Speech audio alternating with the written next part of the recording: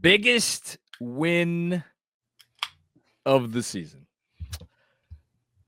Welcome to the Knicks Film School Postgame Show, presented by BetUS.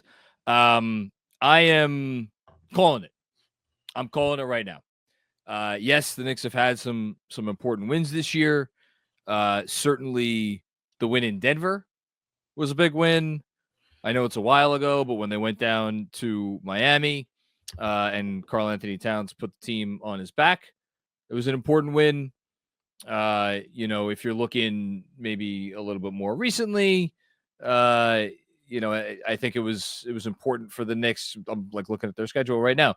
They've had some good ones. It was important to pull out the Charlotte game in the way they did, going into Phoenix, even with no KD. And these are all they've had some quality wins. The Milwaukee game. This was the biggest win of the season. And it was the biggest win of the season. And I'm not even sure it was close for a couple of different reasons. And I think the reasons why it was the biggest win of the season for the Knicks go hand in hand with how they came about this win. So let's take a step back before we talk about this game, which was the Knicks' 21st game of the season. And let's talk about the first 20 games, which for a lot of us was the imaginary line in the sand that we drew as, okay, give them this many games. After that, we will assess for real. Everything before the 21st game, take it with a grain of salt. It's all part of the process. It's growing pains. It's adjustment period. It's figuring things out. It's this, that, and the other thing. So over those first 20 games, have the Knicks had one of the most impressive offenses that we have seen, really in the league over the last several years? Certainly, I think the most impressive offense that they have ever had in franchise history, or at least since the championship teams in the late 60s and early 70s. Yes. And I have been yelling from the rooftops that, please, ladies and gentlemen, do not go underrating that offense. Do not take that offense for granted. What you are seeing is historically special. So, yeah, they've had that. But I'm not sure if I was going to characterize this Knicks team through the first 20 games if, the first thing out of my mouth to a Knicks fan, I would be like, oh, yeah, they're a dominant offense. That's all you need to know. No. Because if you were really describing this team over the first 20 games, you would use words like inconsistent. You would use words like they don't dictate the terms of engagement always to the teams that they play. Yes, when they are on offense, it doesn't really matter who they play, because when they're on offense, then it nothing else matters, and they're just going to blow the doors off whoever they play. But too often, especially when the other team has had the ball over those first 20 games, the Knicks are passengers. The Knicks are bystanders. The Knicks are the ones who are receiving what the other team is giving them, as opposed to the Knicks giving it to the other team in the way that they want to hand it out. And all of those things, I think, and I spoke about this a good deal on the pod that dropped with Jeremy for this week. I think that has left a lot of people feeling very uncomfortable and having some doubts about, well, what is it that we signed up for here? What is it that these trades have gotten us? How much of our identity from last season have we lost? And so when you take all of that from the first 20 games and you bring it into tonight, which is notably the first game after that 20-game mark, which was notably a game against the team that is directly ahead of you in the standings, which is notably against a team that reminds a whole lot of folks out there, as it should, of a lot of the Knicks teams that we have seen in recent years. I think probably if you were going to make a comparison, I think last year's Magic team was probably the closest comparison to the We Hear Knicks, especially because Franz Wagner struggled so much on offense last season. It was really offensively, something of a one-man show. with Paolo Banchero, just like it was a one-man show with Julius Randle, 5 years ago. And I think this season's Magic team, I know they don't have a Jalen Brunson, but they definitely have an all-star in Franz Wagner. I think this is more like the Knicks team that we saw probably the first Brunson year, or some amalgamation of like the first Brunson year and like last year's post-injury team, post-OG, post-Julius injury, where the Knicks just like didn't matter that they didn't have as much, talent as some of the teams that they faced. Like they were going to find a way to win, and they were absolutely going to find a way to stay in games. That is this Magic team.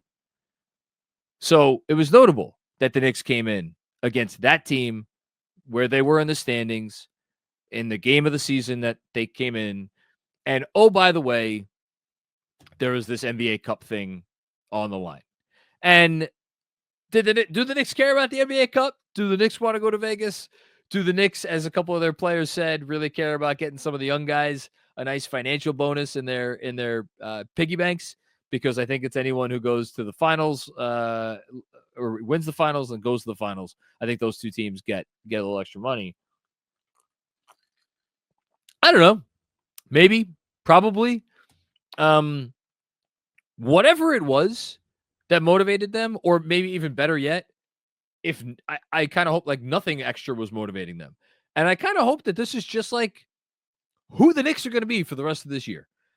Because if this is the Knicks team that we are going to get for the rest of this year, and I'm not going to sit here and pretend like the Magic are the greatest things since sliced bread, but that is a team that came in winning 12 of 13 games and that was playing with as much confidence and poise. Poise. It's a key word. It's a key word because, again, to go back to what I said at the top, the Knicks too often have allowed teams to dictate terms to them. This Magic team has been dictating terms to whoever the hell they have played for the better part of a month.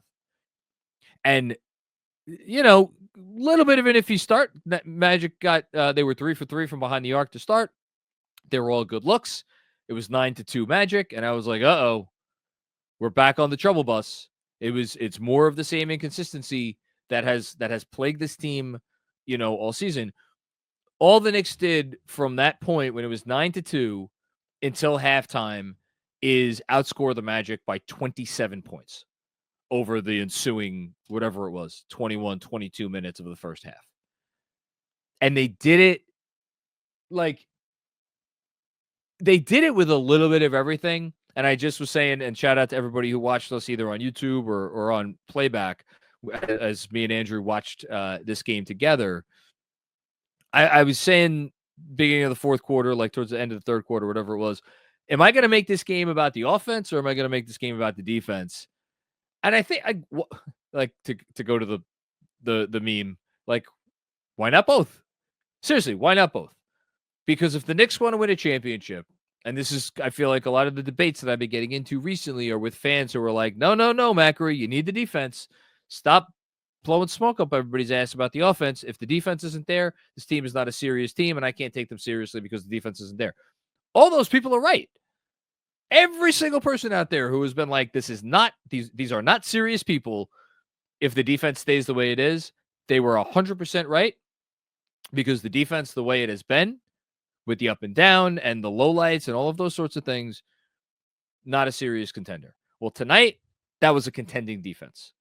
And it was a contending defense for a number of reasons. One, everybody pulled their weight. And number two, the guy who, and I know a lot of talk about Mikal Bridges. I thought Mikal Bridges was excellent tonight on both ends of the floor. OG Anunoby, I retain the position that he will get into the Defensive Player of the Year race to the extent that there's ever going to be a race for Defensive Player of the Year over the next decade, as long as Wembanyama is alive and active. But I think he will get in the conversation as the Knicks slowly but surely rise up in the defensive rating rankings. He's a big help.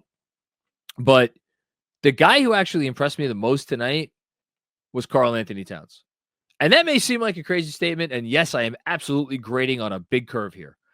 But I thought there were a number of possessions as the Knicks not only got the lead, but slowly and surely extended the lead in the first half, where Karl-Anthony Towns was not a pushover on defense. And they were playing him in drop, which was an area of immense struggle for him at the beginning of the year. It made sense against this Magic team that does not have the level of outside shooting that could really, you're really going to fear. Made sense to play Cat in drop. Shout out to DJ Zulo.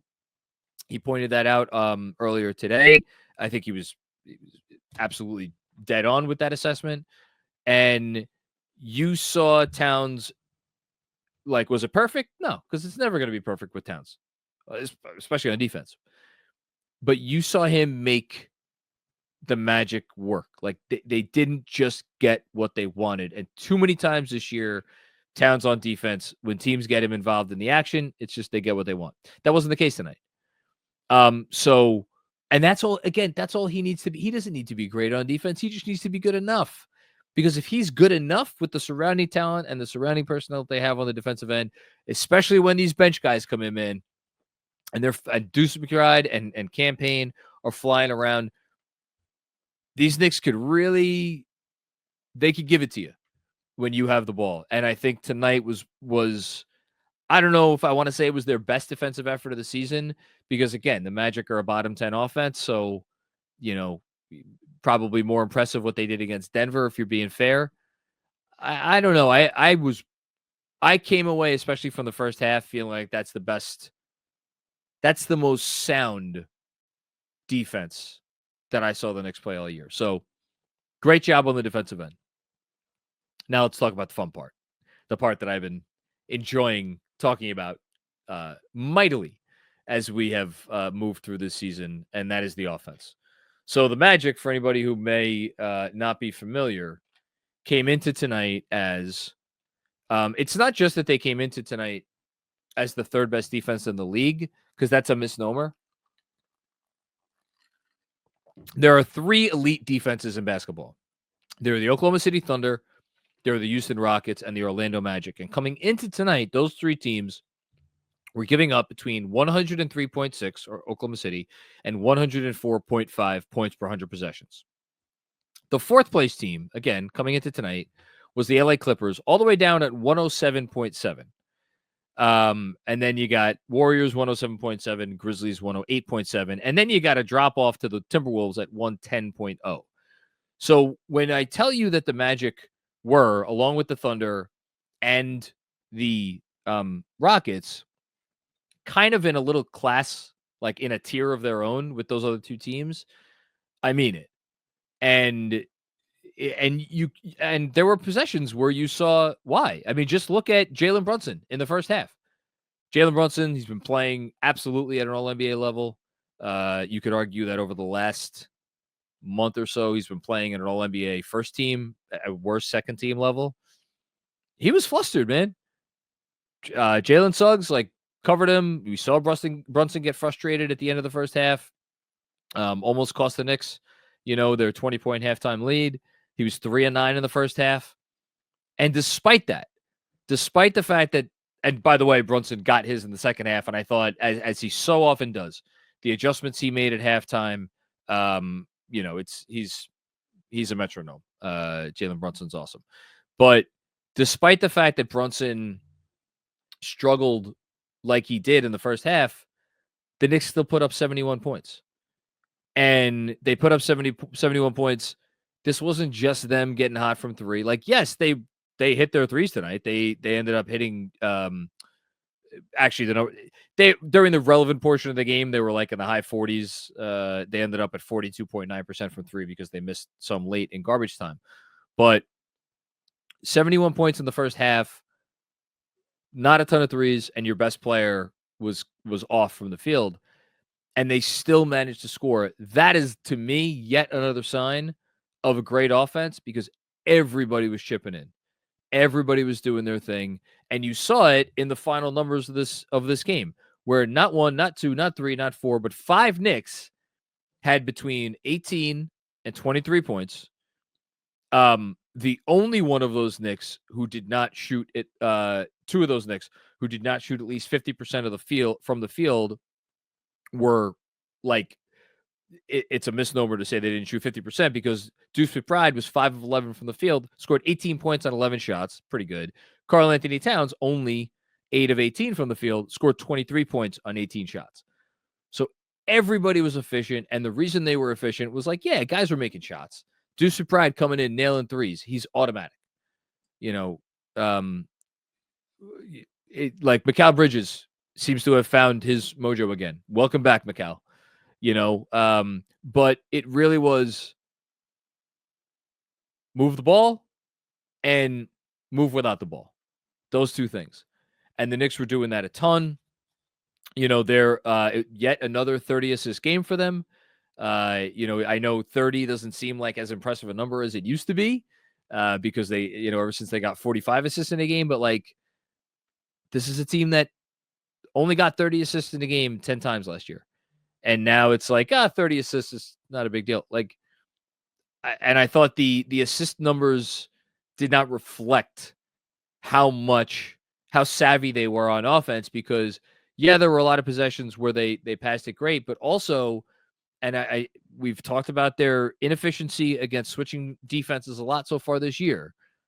I thought they were, for the first time all season, opportunistic in the right ways and at the right times when they got the switch. And you saw that manifest itself in Jalen Brunson, certainly when he got going and in the moments where he had some nice makes. I thought you saw it. I mean, even like Josh Hart, that was one of my favorite moments of this game, talking about how everybody contributes. And Josh Hart, I should shout him out, got a triple-double. Josh Hart had a small guy on him in like semi-transition. Karl-Anthony Towns tries to get the ball down to him. I think it was Cole-Anthony. Cole-Anthony fouled Josh Hart just because he knew what was going to happen. So it's such a smart basketball team now. Like you're starting to see that part. They're not just doing it on talent. They're starting to do it on smarts and chemistry, which is a scary place for the rest of the league to be. I mean, again, this was the third best defense in the league. And the Knicks, if they, played the last 15 or 16 minutes like they actually cared in this game, I mean, they would have put up 135 points easily. They scored 15 points in the fourth quarter. But yeah. So outstanding win across the board. If you're a Knicks fan and you have felt uneasy through the first, whatever it's been, 6 months, six weeks of the season, I think look, it's not saying they're never going to have a bad game again. It's not saying they're never going to have an off night again. They will. Okay. But I kept talking about it. Eventually the roller coaster ride is going to smooth out. And I think this game to me was a sign that, okay, where it's going to be smoother, shall we say, sailing from here on in. And it's about damn time because, man, it's been the ups and downs have been, they've been a lot. Okay, let's before we get to the super chats, we're gonna do the autograph signature moment of the game. Shout out to Autograph. Hope everybody checked out my special 3x3 segment, in which I talked a lot about this Magic game on there. Go on the Autograph app, use code KFS, and get rewarded for your fandom by doing all the things you already do, such as reading the Knicks Film School newsletter or listening to the Knicks Film School podcast. My autograph signature moment of the game, again, I praised his defense before, so I'm going to go to a Karl-Anthony Towns defensive play in which Cat found himself with about 6 or 7 left on the clock, got switched onto Franz Wagner, and Franz Wagner he was having himself a game. He tailed off late, but dude had 20 points in the first half. I think he had 24 points in like a couple minutes into the second half. The guy was awesome. Took a lot of shots to get there. That's the thing. The Knicks made him work, and the Knicks did not let Franz Wagner disrupt their game plan anyway. And to that point, not letting Franz Wagner disrupt your game plan, I love the fact that they allowed Karl-Anthony Towns to stick with that switch, as opposed to scrambling like crazy. Like, oh my God, we got to get Karl-Anthony Towns off of Franz Wagner. No. Again, keep talking about it. Use all your pitches. Use all your pitches. You need all your pitches. Drop, hard hedging, switching, everything. Different lineups. Maybe we're going to get 2 big lineups at some point. All of those things. It's all part of the arsenal. And that's part of why I loved this play. Cat switched onto Franz. He, an excellent defensive possession. Franz ended up taking, I think, a tough 3. Missed. Cat had a hand in his face. Ball comes down the other way. And who scores? Josh Hart over Jonathan Isaac, who a lot of people consider or have considered over the last few years to be the best minute-for-minute defensive player in the sport. Made the score 50-32. It was right as the Knicks were making that push to be like, can we put this game away? Can we put this game away by the middle of third quarter? And sure enough, they did. So that's my autograph signature moment of the game. Shout out to Karl-Anthony Towns. Shout out to all the Knicks. This was a team effort in every sense of the word.